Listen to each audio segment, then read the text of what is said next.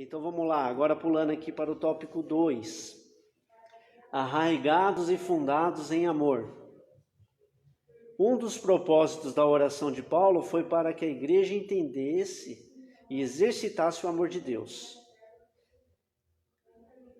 Tópico 1, amor, a virtude cristã. No tópico 2, arraigados e fundados em amor.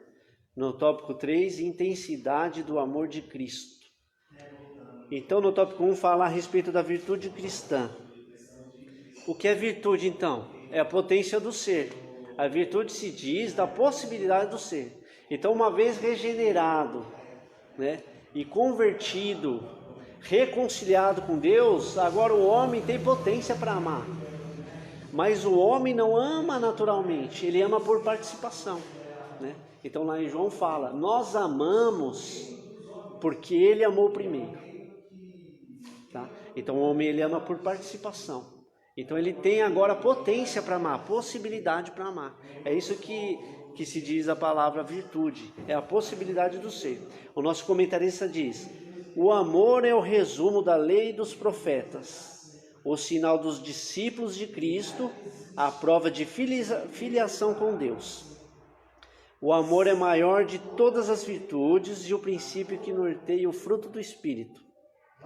O apóstolo implora a Deus para que o viver da igreja seja arraigado e alicerçado no amor. Então, muito interessante isso aqui.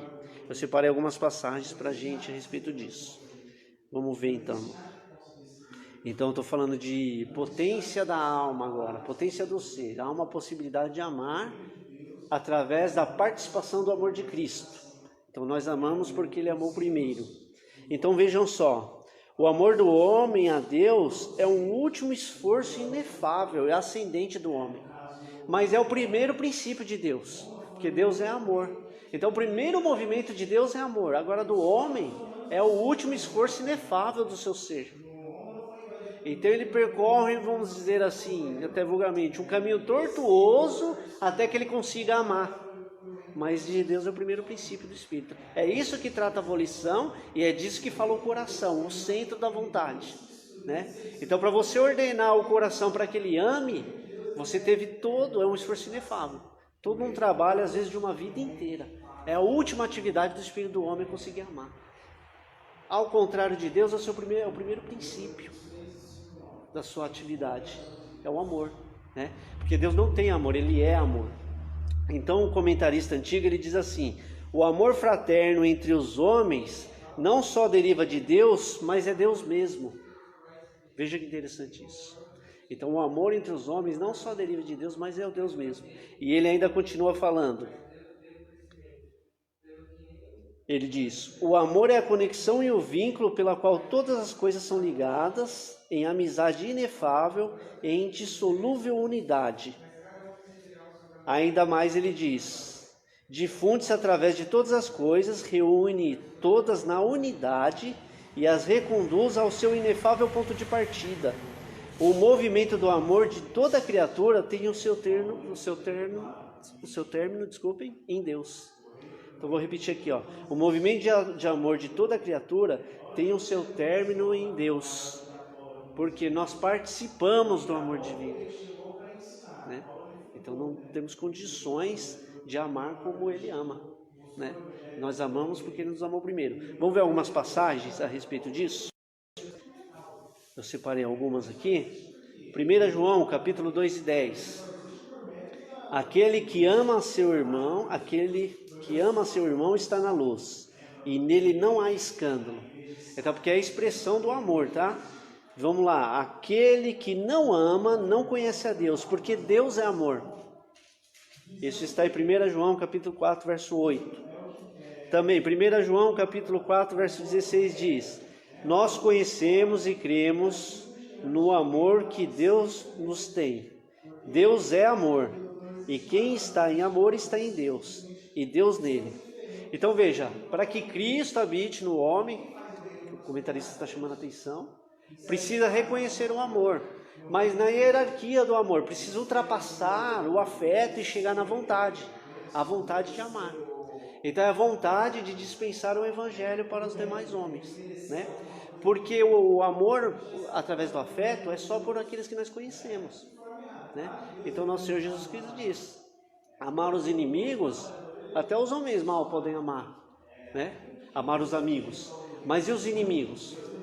O que faz você ter coragem de ir num presídio falar sobre Jesus, ou de ir num hospital falar sobre Jesus?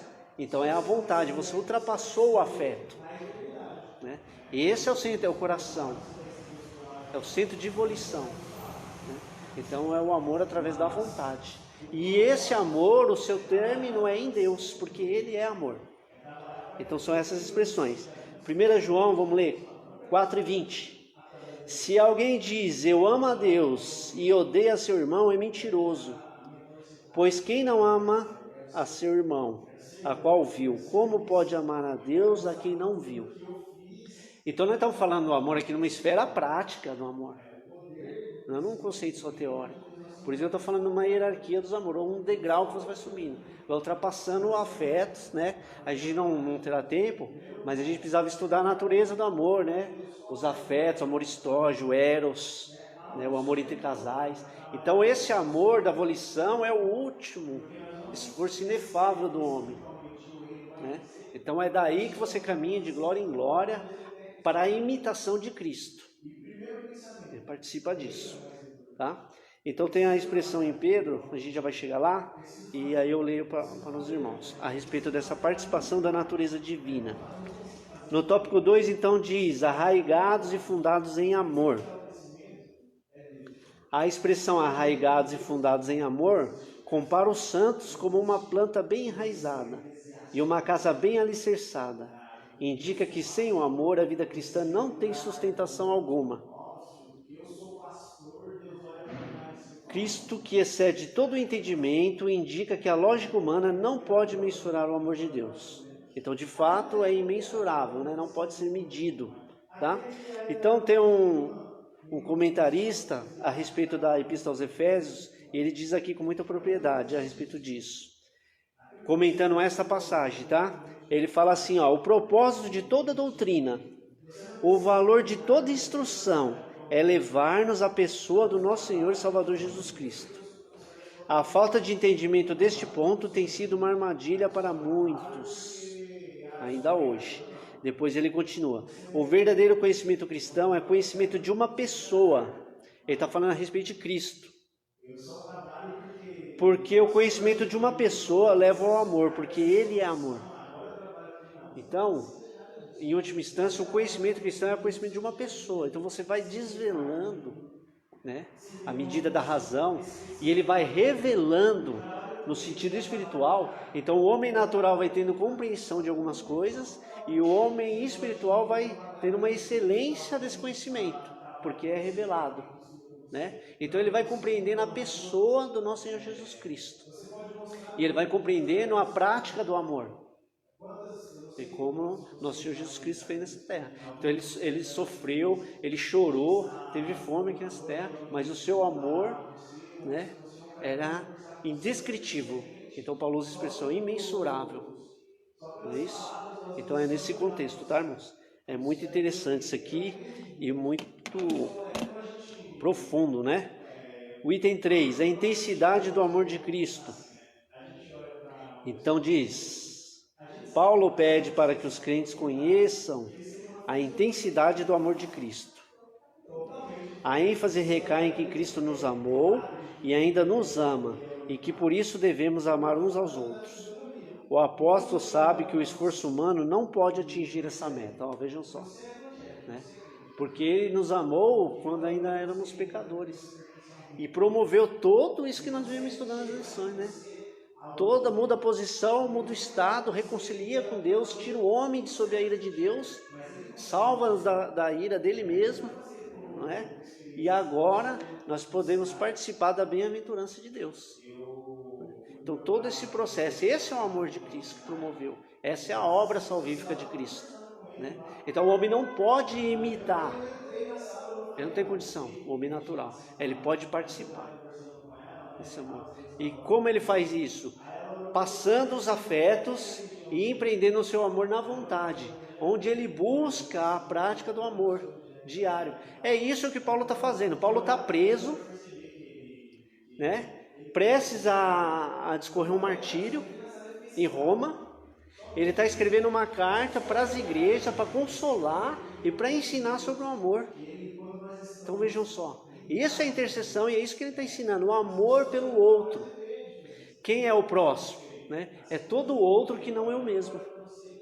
É isso que Paulo está ensinando. Então veja a personalidade de Paulo, que aprende ali, né, ser um imitador de Cristo. Então é nesse contexto, tá, irmãos? Muito interessante. Vamos ver aqui, eu separei também umas passagens.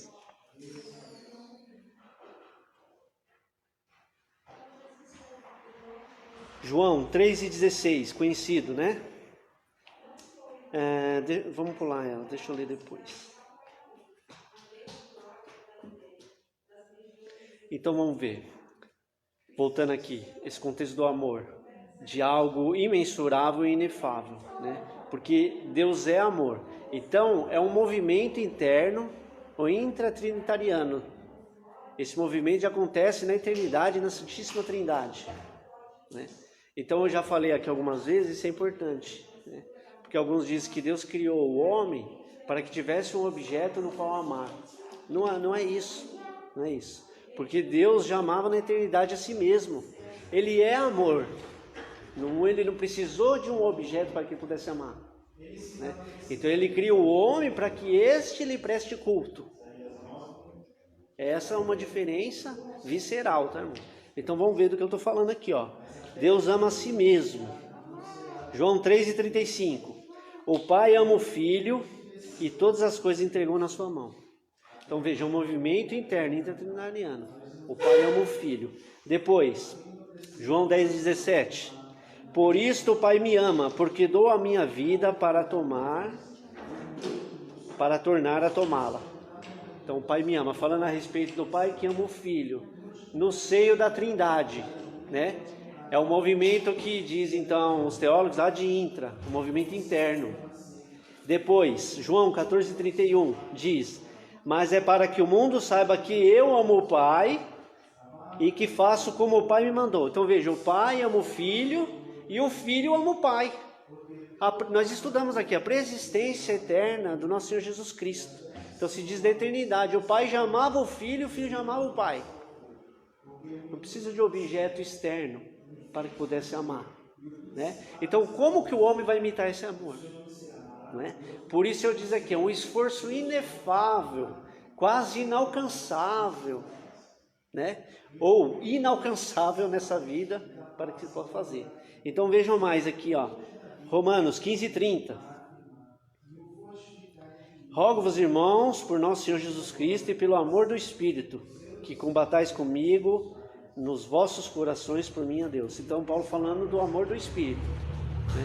Então o Pai ama o Filho ama o Pai e o Espírito a ambos promove esse amor, né? É um amor interno na Santíssima Trindade. Agora sim, vamos ver então esse movimento externo. Agora o amor pela criação e pela criatura. Agora sim, João 3,16, bastante conhecido da igreja. Porque Deus amou o mundo de tal maneira que deu seu Filho unigênito para que todo aquele que nele crê não pereça, mas tenha a vida eterna. Então veja, ó a profundidade. Deus já amava o Filho na eternidade e entregou o seu amor para que pereça por um amor menor. Esse é o amor de Deus. Olha só. Então, o seu Filho foi entregue à morte. Ele já amava o Filho no seio da Trindade na eternidade. Então, olha o tamanho desse amor, né? Mas aqui, 1 João 3,16. Conhecemos o amor nisso, que Ele deu a sua vida por nós, e nós devemos dar a vida pelos irmãos. Paulo está ensinando isso na prática, escrevendo uma carta dentro de uma prisão para os demais homens, não é? 1 João 4:18 e 20. No amor não há temor, antes o perfeito amor lança fora o temor, porque o temor tem consigo a pena, e o que teme não é perfeito em amor. Nós o amamos porque ele nos amou primeiro. Então, a expressão que eu estou repetindo aqui, né? Se alguém diz eu amo a Deus e odeia seu irmão, é mentiroso, pois quem não ama seu irmão, a qual viu, como pode amar a Deus que não viu? né? Então, finalmente, o homem que ama por participação. Está lá em 2 Pedro 1:4. Pelas quais eles nos têm dado grandíssimas e preciosas promessas, para que por elas fiqueis participantes da natureza divina. Participantes da natureza divina. Qual é a natureza divina? O amor, né? Deus é amor, tá? Então diz de natureza. Muito importante isso aqui. Havendo escapado da corrupção, que pela concupiscência no mundo. Então veja só, um amor já num tempo onde não havia tempo, na eternidade, né? Então ele expressa esse amor pela criatura, né? Dando o seu amor, entregando o seu amor para que morresse. Esse é um amor imensurável, né? Quem pode mensurar esse amor, né? Então não dá. Então é por isso que Paulo fala que é imensurável, tá? Não dá para medir. Vamos lá. Vamos correr um pouquinho aqui.